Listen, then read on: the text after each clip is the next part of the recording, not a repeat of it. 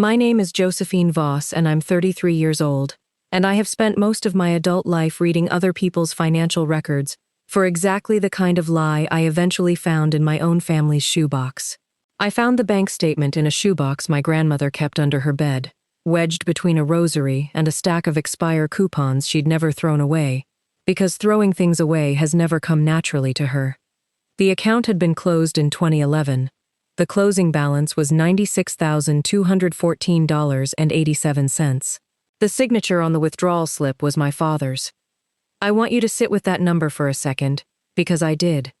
I sat on the floor of my grandmother's bedroom in Reading, Pennsylvania, with a slip of paper in my hand, and I did not move for 11 minutes. The carpet smelled like cedar and old talcum powder. Somewhere downstairs, a clock she never remembers to reset for daylight saving was ticking 1 hour behind the rest of the world, the way it always had been for as long as I could remember visiting this house.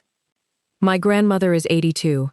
Her name is Eleanor Voss, and 3 weeks ago she fell in her kitchen and cracked her hip on the tile she'd been asking my father to replace for 6 years. I flew in from Ohio to help her get the house in order before rehab. I was not looking for anything.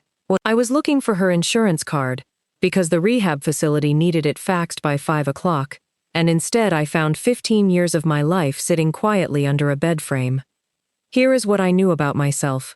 Growing up, I was the daughter who quit college, the one who threw away a full ride, the one my father brought up at Thanksgiving, with a small, patient sigh, like he was carrying a cross none of us understood. Josephine had every opportunity, he'd say, refilling his wine, and my aunts would nod like he was being generous by not saying more. Some people just aren't built for it, he'd add, and the table would go quiet in that particular way. Tables go quiet when everyone has silently agreed a subject is closed. For 15 years, I believed a version of my own life that was not true. 15 years of watching my cousins get toasted at graduations, while I sat with my hands folded in my lap, because I was the cautionary tale, the dropout. The disappointment my grandmother's money had supposedly been wasted on. I stopped bringing dates to family events, because I got tired of explaining the story before they heard my father's version of it first. Except her money was never wasted on me. It never reached me at all. Before I tell you what I found in the folder beneath that shoebox, I need you to understand what my grandmother believed for 15 years. She believed she had paid for my education, and that I had thrown it away. She grieved that. She apologized to me for it, more than once, in a voice that broke my heart a little more each time. 2 Christmases ago, she pressed an envelope with $60 into my hand and told me it was for books, if you ever go back. She was carrying guilt that belonged entirely to someone else, and she'd been carrying it so long it had become part of how she introduced me to new people at church. This is my granddaughter, Josephine. She didn't finish school, but she's a hard worker. If you're watching this right now, tell me what time it is where you are, and whether you've ever found out that a story your family told about you for years was a lie someone else built on purpose. My grandmother worked as a seamstress for 41 years at a coat factory outside Reading. She raised 3 children alone after my grandfather left, and she never once complained about it in front of me. When I turned 18, she sold a small parcel of land she'd inherited from her sister, and put $96,000 into an education trust for my college tuition, room, and board. My father, a certified financial planner, offered to manage it properly, so it would grow instead of sitting flat in a savings account. She trusted him. He was her son. He wore a suit to church. I started college that fall at a state school 2 hours from home. I lasted 1 semester. I remember the exact shade of green the dorm hallway carpet was, and the specific vending machine on the 2nd floor that ate my last $5 the week everything fell apart. Because grief has a way of making you memorize the smallest, most useless details of the place where it happened. I told everyone it was because I couldn't handle it. That was the story my father gave people, and eventually it became the story I gave myself, because I had no evidence to contradict him. What actually happened was smaller and stranger. My tuition bill went unpaid. My dorm fees went unpaid. A hold got placed on my student account in October, and by December I'd been quietly withdrawn from all 4 of my courses for non-payment. Nobody at the bursar's office would tell an 18-year-old anything except that the balance was outstanding and the deadline had passed. I called my father, panicked, standing outside my dorm in a parking lot because the reception was better there. He told me the market had taken a hit and the trust had lost value. He told me I should have worked harder to get scholarships. He told me, in the gentlest voice I have ever heard a man use to destroy someone, that this was a hard lesson about responsibility, and that he hoped I would learn from it. I believed him. I was 18. He was my father, and he had a suit and a briefcase, and a firm with his name on the door, and men like that don't lie about numbers. That's what I thought a suit meant back then. For the next 15 years, I built a life anyway, one class at a time, one shift at a time, one small deposit at a time, into an account nobody else controlled but me. I went back to school on my own terms years later, slower in the evenings, paying as I went, one class per semester alongside 2 jobs. I became a forensic accountant. I specialize in financial exploitation of elderly clients, the kind of work that keeps me in courthouses and bank archive rooms more than boardrooms. There is a particular kind of quiet in this job, the kind where you learn to read a bank statement the way other people read a face, looking for the pause before the lie. I built my entire career around noticing exactly the kind of theft that had been done to me. I just didn't know, until 3 weeks ago, that I was looking for my own case file the whole time. The folder under the shoebox had more than the closing statement. It had 15 years of my grandmother's bank records, which she'd kept because she keeps everything, filed in the meticulous, slightly anxious way of a woman who was taught, somewhere along the way, that paper is the only thing that protects you. I want to walk you through what those records actually showed, because the pattern matters more than any single number. In March 2011, my father, Richard Voss, opened an education trust account at First Reading Bank in my grandmother's name, with himself listed as trustee and sole signatory. My grandmother signed the paperwork at his office, in a chair across from his desk, believing she was authorizing a college fund for me and nothing else. What she actually signed gave my father unilateral withdrawal authority, with no requirement to report to her, or to me, or to anyone. Between March and August of 2011, 5 months, my father made 11 withdrawals from that account. Not $1 went toward tuition, housing, or a single textbook. $31,000 went into a down payment on a rental property in Richard's own name, closed 9 days after the 3rd withdrawal cleared. $18,000 went to his business partner, a woman named Denise Calloway, listed on the memo line simply as consulting services. $22,000 went to cover a margin call on his own personal brokerage account, the details of which I recognized instantly, because I have seen that exact kind of leveraged trade collapse in a dozen other people's files. The remaining amount was drawn down in smaller increments over the summer, cash withdrawals at 3 different branches, none of them traceable to a single vendor or purpose. By September, the account held $412. My tuition bill for that semester was $6,800. Here's the detail that made my stomach turn the most. The rental property he bought with $31,000 of my grandmother's money still exists. It's a duplex on Birchwood Lane, 12 minutes from her house, pale yellow siding, a for rent sign I have personally driven past 100 times without knowing what it was built on. He has rented it out continuously for 13 years. My father built passive income off the education fund he told an 18-year-old girl had lost value in the market, and he did it 12 minutes from the woman who trusted him with it. His name is on the account, and so was mine, on the beneficiary line he never once mentioned. My key mistake, for 15 years, was believing that my father's confidence was the same thing as his honesty. He speaks slowly. He uses financial vocabulary like a shield, phrases like diversified exposure and sequence of returns risk that sound like explanations and are actually walls. When he told me the trust had underperformed, I didn't ask for statements because I didn't think to doubt a man whose entire profession was managing other people's money responsibly. That's the thing about being raised by someone respectable. You extend them the credibility they've built in public, and you don't realize they're spending it in private, the same way you'd never think to audit a locksmith for stealing your keys. I found 4 more incidents in the records once I started looking properly. In 2014, My grandmother asked my father directly, at her own kitchen table, why my college fund hadn't been enough to cover even one full year. He told her the recession had hit everyone's portfolios, including her own retirement account, and that she shouldn't blame herself for something the whole economy had done.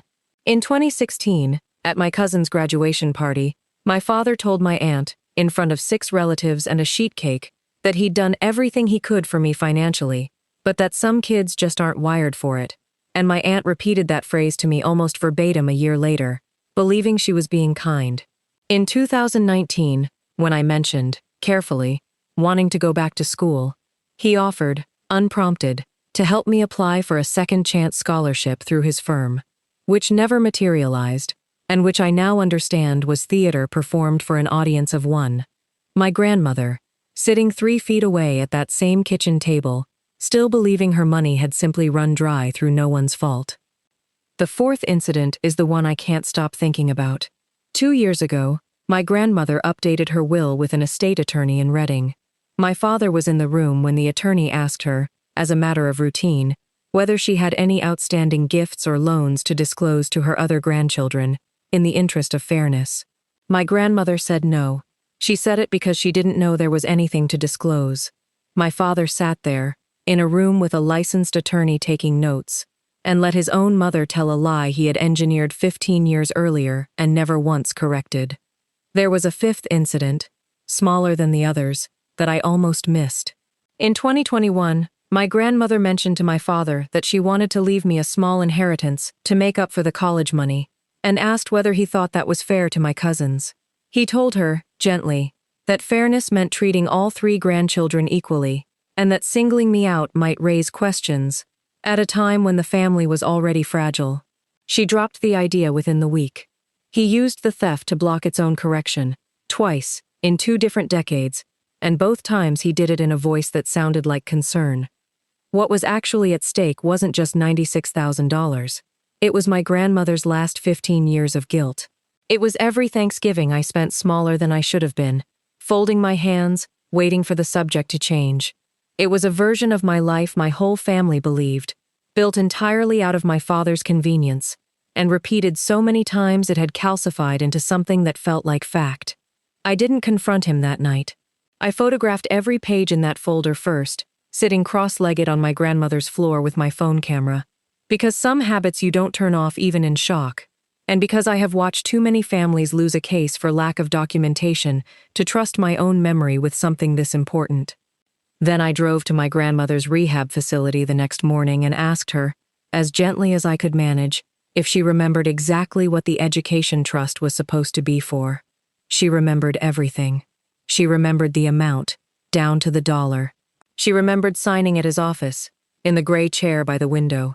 She remembered believing, for 15 years, that I had wasted it, and she told me, again, that she was sorry, her hands folding a tissue into a smaller and smaller square as she spoke.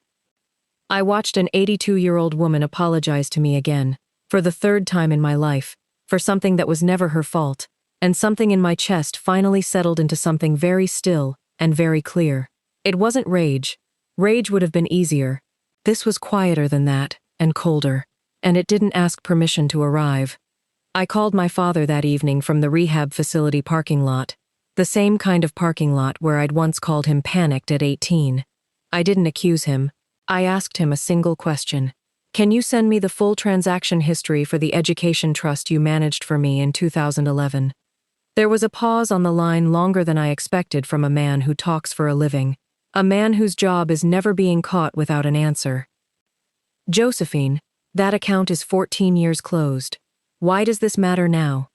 Because Grandma just told me, again, that she's sorry I threw away my education, and I'd like to send her the real numbers, so she can stop apologizing for something that isn't hers to carry.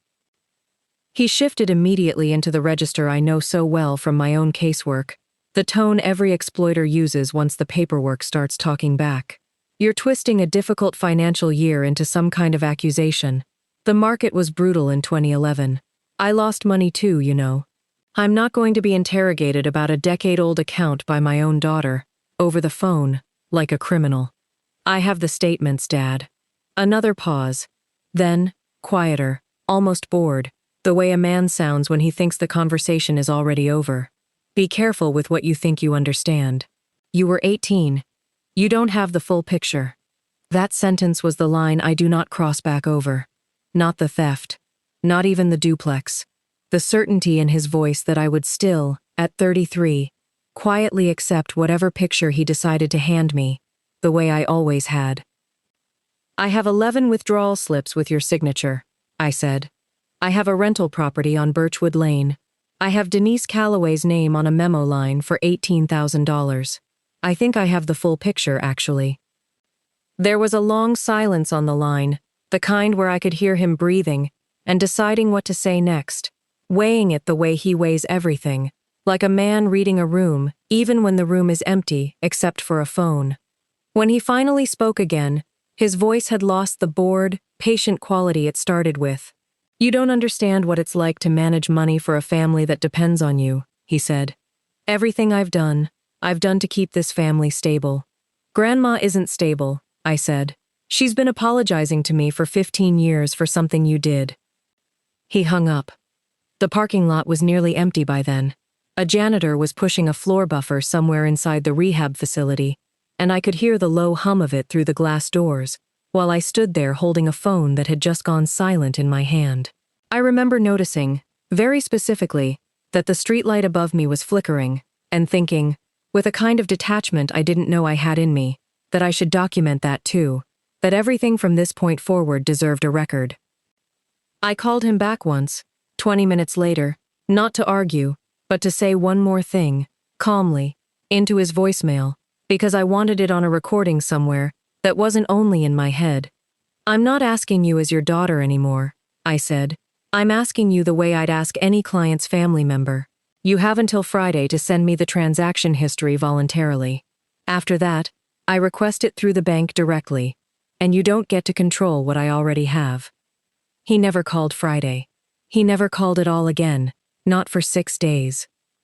I'm not going to tell you yet what happened after that call, because you need to understand what I did in the 6 days that followed, before you'll understand why what came next hit as hard as it did. What I will tell you now is this. I did not scream. I did not post anything online. I did not tell my grandmother, yet, exactly how deep it went. I opened a case file, the same way I open one for every stranger whose story lands on my desk, and for the first time in my career, I made myself the client. I called my friend Dana Marsh the next morning, before 7. The way you call someone when you already know the answer will change your life. Dana is an elder law attorney I've worked with on 3 prior exploitation cases, the kind of person who answers her phone without complaint if you say the word trustee in a certain tone of voice, because she's learned to hear the difference between a question and an emergency. Walk me through what you have, she said, and I did, page by page, for 40 minutes, while she made a sound occasionally that wasn't quite a word. Dana confirmed what I already suspected. A trustee who converts trust funds for personal use, without the beneficiary's knowledge or consent, isn't committing a family disagreement. It's a fiduciary breach, and depending on how the state's statute of limitations treats fraudulent concealment, it might still be actionable, especially with my grandmother alive, competent, and willing to testify to exactly what she was told and when.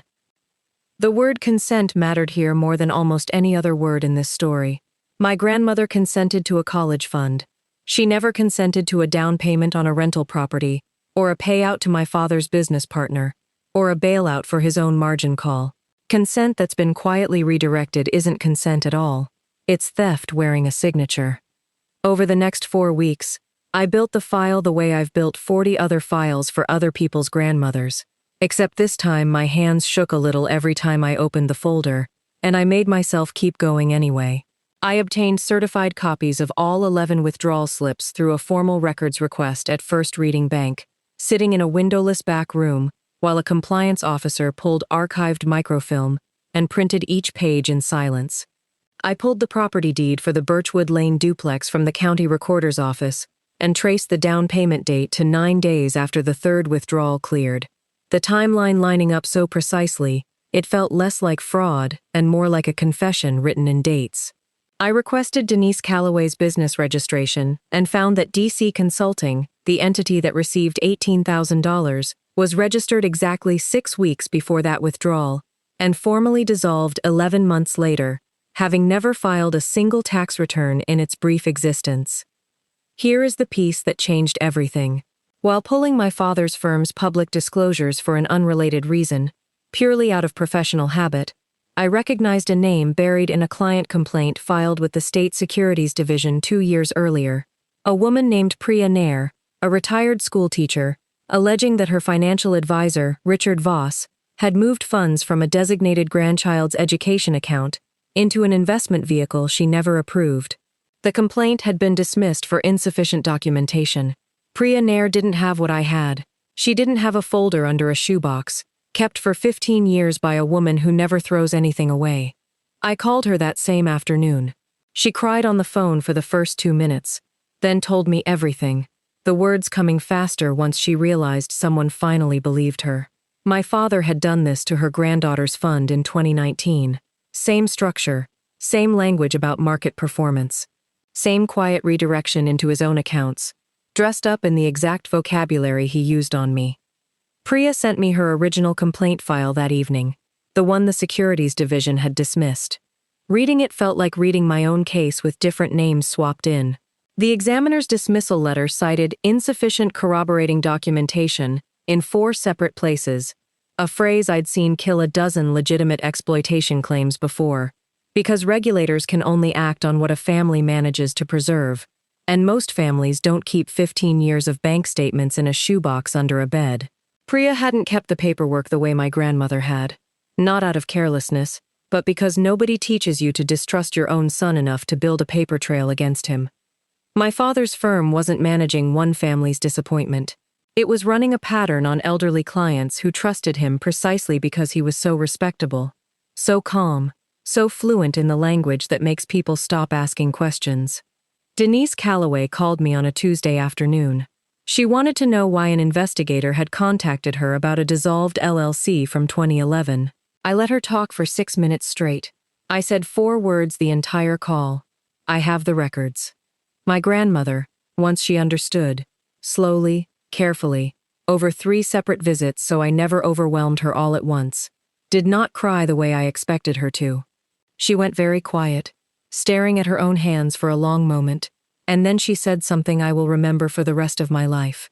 I signed that paper because I trusted my son with my granddaughter's future.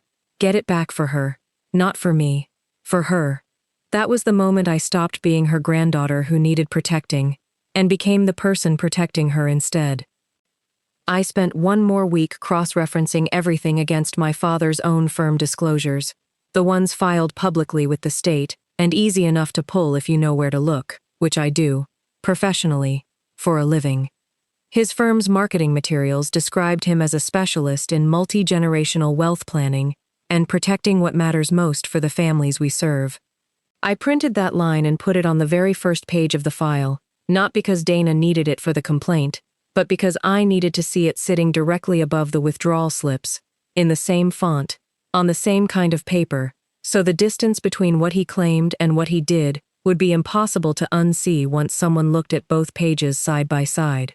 Dana filed a civil complaint for breach of fiduciary duty and conversion of trust assets, backed by 11 withdrawal slips, the property deed, the dissolved LLC filing, and a sworn statement from my grandmother describing exactly what she believed she was authorizing back in 2011.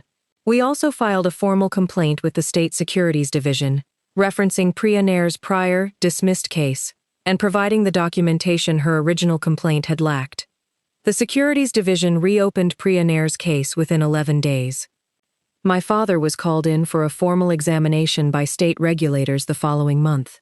I wasn't in the room, but Priya was, this time with her own attorney and her own folder, thick enough that she told me it barely fit in her bag. She told me afterward that when the examiner read the withdrawal history from her granddaughter's account aloud, sentence by sentence, my father asked for a 5-minute recess and did not come back composed. His firm's compliance department placed him on administrative leave within the week.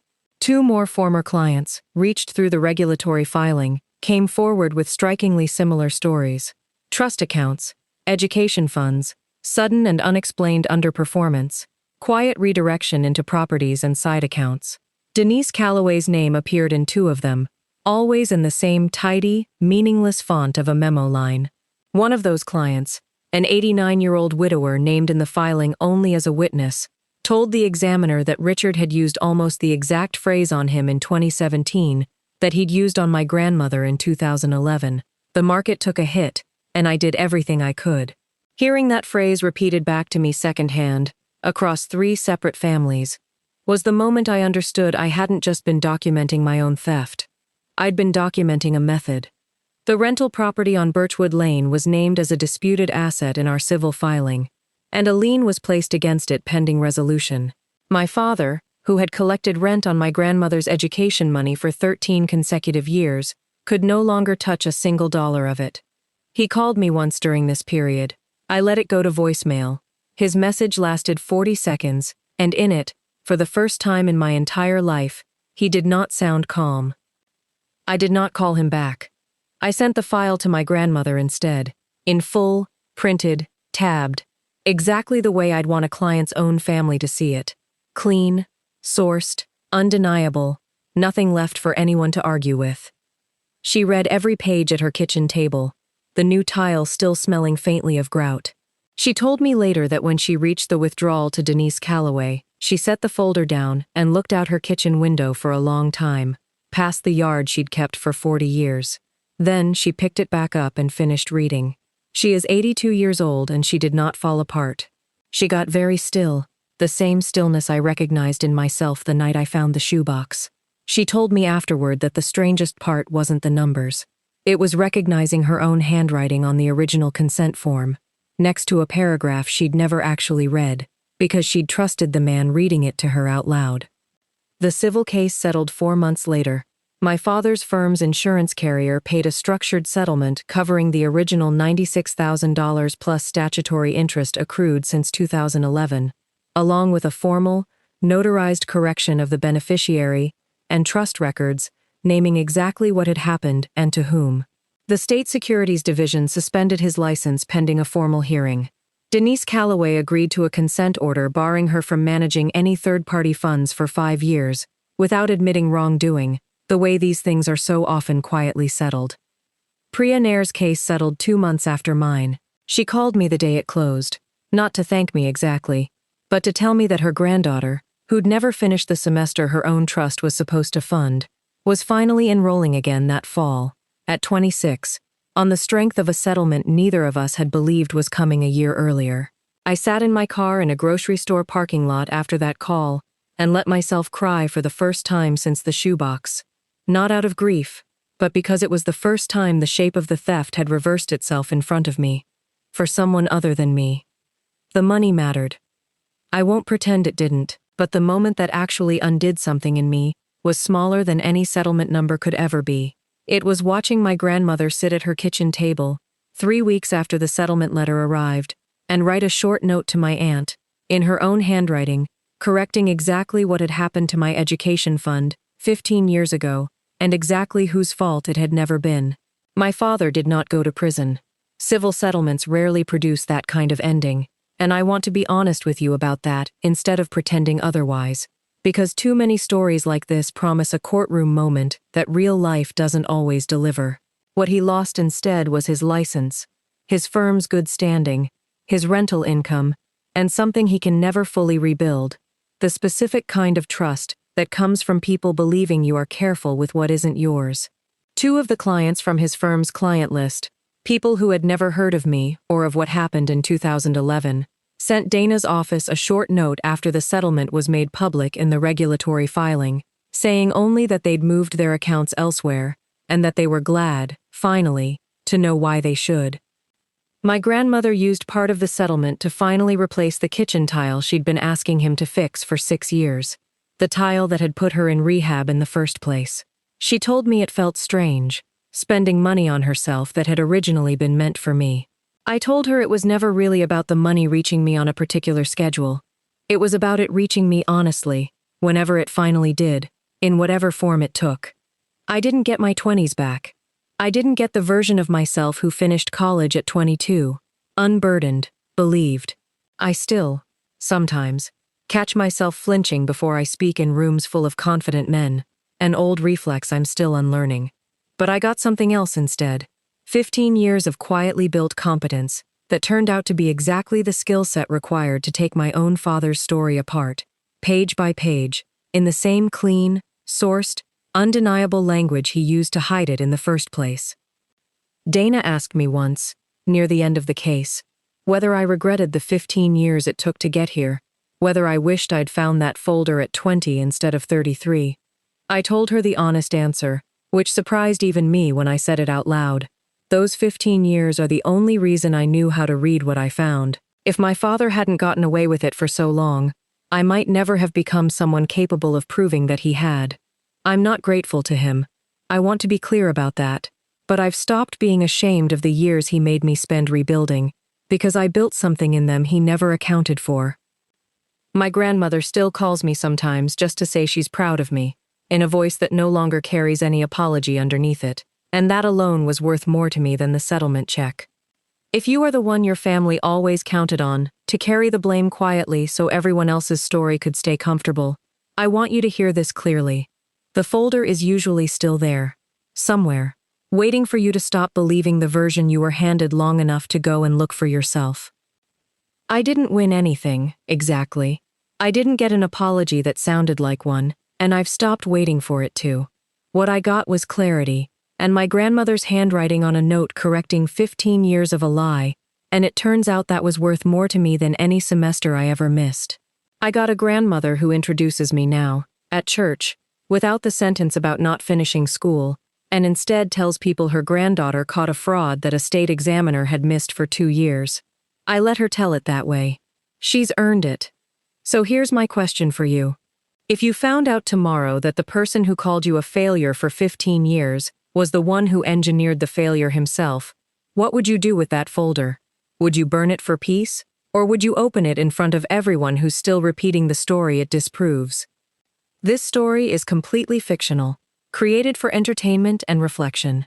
If any part of it felt familiar, that recognition is real, even when the story itself isn't. Whatever it stirred up in you belongs to you, and it's allowed to matter.